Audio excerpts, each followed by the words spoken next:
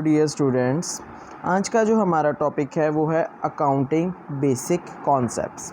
आज जिस टॉपिक के बारे में हम बात करने जा रहे हैं वो है अकाउंटिंग के कॉन्सेप्ट्स, क्योंकि कुछ बच्चे जो न्यू आते हैं कॉमर्स में उनके लिए बहुत मुश्किल हो जाता है कि कॉन्सेप्ट्स के बारे में जानना, जो बेसिक कॉन्सेप्ट्स है। इसके लिए आज मैं आपके लिए वीडियो बना रहा हूँ अकाउंटिंग बेसिक कॉन्सेप्ट्स, जिनके साथ आपका अकाउंट शुरू होगा।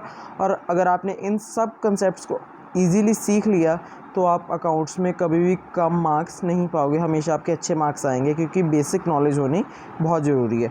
जैसे अगर हमें ABC आती है तो ही हम इंग्लिश सीख सकते हैं, ऐसे ही अगर आपको बेसिक कंसेप्ट्स पता होंगे तो ही आप अकाउंटिंग के प्रैक्टिकल्स या कंसेप्ट्स को समझ पाएंगे। तो आइए हम स्टार्ट करते हैं।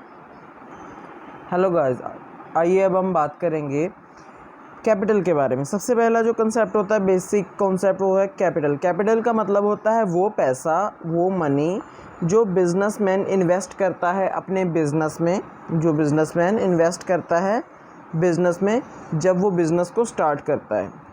जब कोई भी बिज़नेस स्टार्ट किया जाता है, जो पैसा उसके स्टार्टअप के लिए या बिज़नेस को शुरू करने के लिए लगाया जाता है उसको क्या कहा जाता है? कैपिटल। फॉर एग्ज़ाम्पल, अगर राम ने कोई शॉप खोलनी है, मतलब मान लो राम ने दुकान खोलनी है, मतलब उसका दुकान का नाम है R&कंपनी, ये उसने खोलनी है, उसके लिए उसने 50,000 रुपीज़ लगाए। तो ये जो 50,000 रुपीज़ हैं ये क्या होगी? उसकी कैपिटल। समझ गए आप? कैपिटल दो तरीके से हो सकती है, वो कैश में हो सकती है या वो काइंड में हो सकती है। कैश का मतलब जब मैंने आपको बताया ना, राम ने 50,000 रुपये लगाए तो वो क्या हो गया? कैश लगाया। अगर मान लीजिए हमारे पास कोई सामान पड़ा है, फॉर एग्ज़ाम्पल अगर मुझे चेयर्स की नीड है अपनी शॉप के लिए और मेरे घर में चेयर्स पड़ी है, ठीक है, और मेरे पेरेंट्स बोल रहे हैं कि आप वो चेयर्स ले जाओ और उसको कस्टमर्स के लिए यूज़ करो, जो अपनी शॉप के लिए यूज़ करो। अगर मैं अपना पर्सनल सामान कोई अपने बिज़नेस के स्टार्टअप में लगाता हूँ, कोई बिज़नेस को स्टार्ट करने के लिए लगाता हूँ, तो हम उसको क्या बोलेंगे? Capital in kind. और जो हमारा नेक्स्ट टॉपिक है वो है ड्राइंग्स। जो अगला बेसिक कंसेप्ट है वो है ड्राइंग्स। इसमें हम क्या देखते हैं कि जब कोई भी बिजनेसमैन अपने पर्सनल यूज़ के लिए बिज़नेस का पैसा यूज़ करता है, ठीक है, किसका पैसा यूज़ करता है? बिज़नेस का, ठीक है। फॉर एग्ज़ाम्पल, अगर मैंने अपने ब्रदर की ट्यूशन फ़ी पे करनी है या अपने ब्रदर की स्कूल फ़ी पे करनी है, वो बिज़नेस का तो एक्सपेंस नहीं है, कोई हमारे बिज़नेस का, हमारी शॉप का खर्चा तो नहीं है, वो मेरा पर्सनल एक्सपेंस है ना। तो जब मैं अपने बिज़नेस के पैसे, फॉर एग्ज़ाम्पल अपना प्रॉफिट नहीं, ये मत समझिएगा प्रॉफिट, जो पैसा मैंने अपने दुकान में मटेरियल लाने के लिए, जो मैं गुड सेल करता हूँ, अगर वो लाने के लिए या रॉ मटेरियल मंगाने के लिए रखा हुआ है, अगर मैं उस पैसे को अपने पर्सनल खर्चे के लिए यूज़ करता हूँ तो वो क्या? ड्राइंग्स कहलाएगा। ये भी दो तरीके से होता है, इन कैश और काइंड। कैश में जब अगर हमें पैसे चाहिए हो, जैसे मान लो मैं 5,000 रुपीज़ अपने ब्रदर की ट्यूशन फ़ी पे करूँगा, तो ये क्या होगी? Drawings in cash. अगर मैं कोई सामान लेके जाता हूँ, फॉर एग्ज़ाम्पल मुझे घर में कंप्यूटर की नीड है मेरे ब्रदर को, अगर मैं अपनी शॉप से उठा के कंप्यूटर अपने घर में ले जाऊँगा तो ये क्या कहलाएंगी? Drawings in kind. Understand? Next topic है स्टूडेंट एसेट्स। एसेट्स का मतलब क्या होता है? ये वो भाई आपके 10th वाले एसेट और बेसिस नहीं है, ये है एसेट्स। इसका मतलब होता है प्रॉपर्टी ऑफ बिजनेस। आप इजीली इसको ये 3 वर्ड से समझ सकते हो। हमारे बिजनेस की किसी भी प्रॉपर्टीज़ को क्या बोलते हैं? एसेट्स। जैसे मान लीजिए हमारे पास मशीनरी है, हमारे पास हमने प्लांट लगाने के लिए कोई जगह ली हुई है, ठीक है, हमारे पास कैश पड़ा हुआ है, ये सब क्या होते हैं? हमारे एसेट्स। जो हमारे एसेट्स होते हैं स्टूडेंट, वो 3 टाइप्स के होते हैं। सबसे पहली टाइप होती है फिक्स्ड एसेट, उसके बाद होती है करंट एसेट, उसके बाद होती है फिक्टिशियस एसेट।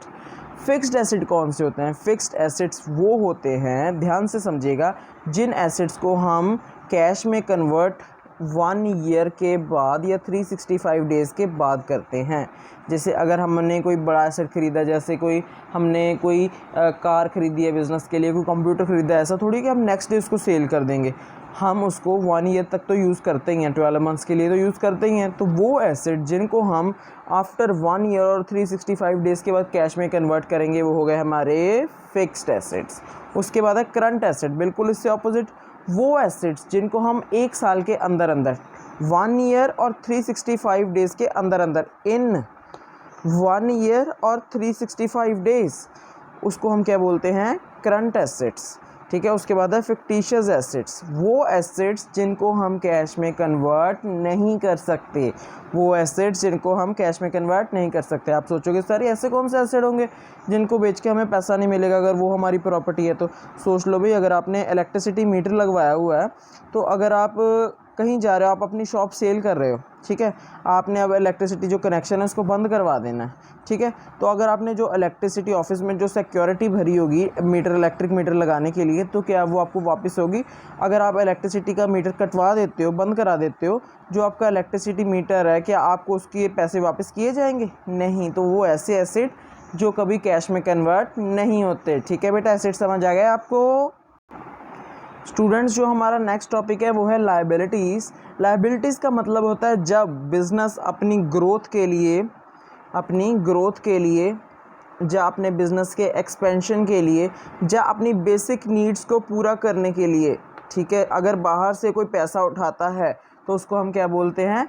लायबिलिटीज़। अगर कोई भी बिजनेसमैन बाहर से पैसे लेता है बिज़नेस को एक्सटेंड करने के लिए, ग्रो करने के लिए या एक्सपैंड करने के लिए, उसको हम क्या बोलते हैं? लायबिलिटीज़। जैसे कोई लोन ले लिया, किसी से उधार पैसे ले लिए, ठीक है। समझ आ गई आपको? सो स्टूडेंट्स, लायबिलिटीज़ को हम 3 पार्ट्स में डिवाइड करते हैं। सबसे पहला पार्ट होता है लॉन्ग टर्म या नॉन करंट लायबिलिटीज़। कई इसको लॉन्ग टर्म लायबिलिटीज़ बोलते हैं, कई बच्चे इसको नॉन करंट लायबिलिटीज़ बोलते हैं। वो लायबिलिटीज़ जो हम 12 महीने, कौन से? जब हम 12 महीने और 365 डेज़ के बाद जिनकी पेमेंट करते हैं उनको हम क्या बोलेंगे? Long term liabilities. जिनकी पेमेंट कब होती है? 1 साल के बाद। आप ये समझ लीजिए, जो लायबिलिटीज़ 1 साल के बाद पे की जाती हैं वो है हमारी लॉन्ग टर्म लायबिलिटीज़ या नॉन करंट लायबिलिटीज़। अब वो लायबिलिटीज़ जो 12 महीने के अंदर अंदर ठीक है, इन 12 मंथ्स और 365 डेज़ में पे की जाएं, वो क्या है? हमारी शॉर्ट टर्म लायबिलिटीज़ और करंट लायबिलिटीज़। इतनी बात आपको समझ आ गई? अब नेक्स्ट है कंटिंजेंट लायबिलिटीज़। बेटा इसमें जो केस लगता है वो कौन सा केस होता है? उसको हम बोल देते हैं मे बी और may not be, may be या मे नॉट बी, ठीक है। इसमें क्या होता है? मान लीजिए अगर 2 पर्सन्स है, 2 पार्टनर्स है, अगर राम और श्याम दोनों पार्टनर हैं, राम ने श्याम से पैसे लिए, अब श्याम पैसे देने के लिए मुकर गया, भाई मैंने तो आपको कोई पैसे नहीं देने राम को, तो राम क्या करता है? कोर्ट केस कर देता है। अब जो श्याम है उसके पास पैसे बहुत है, वो झूठ बोल के कोर्ट केस भी जीत जाता है। अब राम को पैसे नहीं देने पड़ेंगे क्योंकि कोर्ट भी यही बोलेगी कि श्याम ही सच्चा था, राम तो झूठा था। इसीलिए अगर कोई ऐसा केस हो जाए जहाँ अगर श्याम केस हार जाता तो उसको पैसे देने पड़ते, अगर वो केस जीत गया तो उसको पैसे नहीं देने पड़ेंगे। वो केस जहाँ मे बी और मे नॉट बी, जहाँ पैसे देने भी पड़ सकते हैं और नहीं भी पड़ सकते हैं, उसको क्या बोलेंगे हम?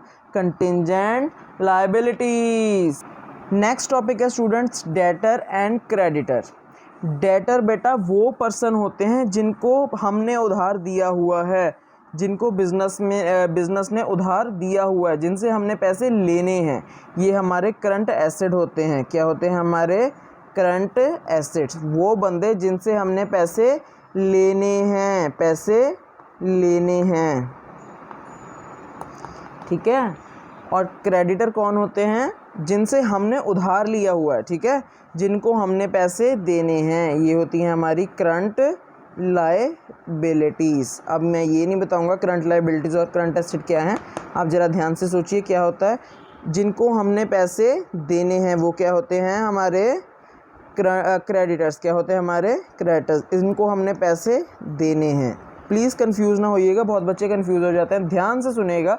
डेटर जिनसे हमने पैसे लेने हैं, जिनको हमने उधार दिया हुआ है। क्रेडिटर्स जहाँ से हमने उधार लिया, बिज़नेस ने उधार लिया, उनको पैसे रीपेमेंट उसकी करनी है। Now last but not the least topic is goods. Goods का मतलब होता है वो चीज़ें जो हमने बिज़नेस में सेल पर्पस के लिए रखी होती है। मान लो अगर मेरी करियाना शॉप है, वहाँ पे अगर मैंने बहुत सारे सोप्स रखे हैं, दाल पड़ी हुई है वहाँ पे बहुत सारे शैम्पू पड़े हुए हैं, तो वो सेल पर्पस के लिए हैं, वो सारी गुड्स है। अगर वहाँ पे मैंने चेयर रखी हुई है बैठने के लिए, वाटर कूलर रखा है पानी पीने के लिए, अपने पानी पीने के लिए, तो वो मेरी पर्सनल कन्वीनियंस का सामान है, वो गुड्स नहीं है। जो सामान सेल करने के लिए रखा होता है वो गुड्स होती हैं, और जो अपने पर्सनल कन्वीनियंस के लिए रखा होता है जैसे वाटर कूलर, वो गुड्स नहीं कहलाती। सो आई होप गाइज़ आपको ये आज का मेरा टॉपिक समझ आ चुका होगा। So thank you guys so much. आप प्लीज़ मेरे चैनल लेक्चरर खुशकरण सिंह को सब्सक्राइब करें और मेरी वीडियोस को लाइक करें, और मैं आपके लिए न्यू वीडियोस लेके आता रहूँगा। और जो मेरे +1 +2 के स्टूडेंट्स हैं, प्लीज़ मेरी वीडियो को रेगुलरली फॉलो करें, और मेरी ये गारंटी है कि आप अपने एग्ज़ाम्स में अच्छे से अच्छे मार्क्स पक्का प्राप्त करेंगे अगर आप हार्ड वर्क करेंगे तो। ठीक है, so thank you so much guys.